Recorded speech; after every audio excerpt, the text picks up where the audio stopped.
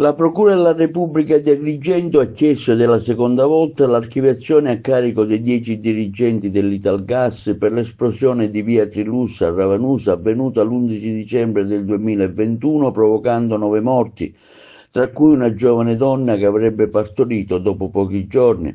La richiesta di archiviazione, a cui ancora una volta si è opposto Mario Emanuele Carmina, il figlio dei defunti del professore Pietro Carmini e la moglie Carmela Scibetta, che con l'avvocato Luigi Termini come parte offesa chiede anzi l'imputazione coatta.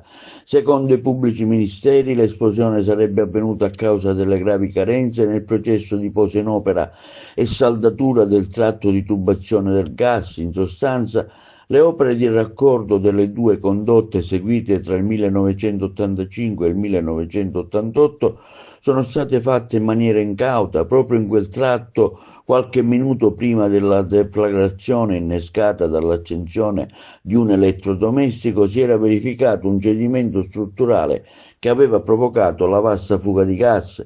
La procura ha tirato le somme dell'inchiesta sulla strage, ottenendo il processo nei confronti di 2 tecnici, il responsabile tecnico dell'impresa Amica SRL, incaricata dalla committente siciliana Gas dell'esecuzione materiale dei lavori, e il firmatario del collaudo tecnico amministrativo del comune di Ravanusa, nonché direttore dei lavori e di firmatario della relazione finale sui lavori stessi.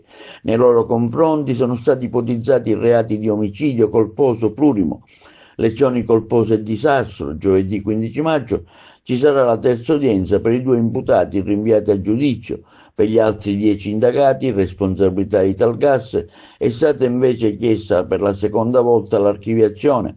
Il figlio del professore Carmina, attraverso il proprio difensore, si è nuovamente opposto alla chiusura. Il legale, di fatto, ha chiesto al GIP di disporre l'imputazione coatta degli indagati per i reati colposi, essendo evidente, conclamata e accertata la mancanza di attività manutentive sulla rete di distribuzione del gas nel comune di Ravanusa da parte della stessa Italgas.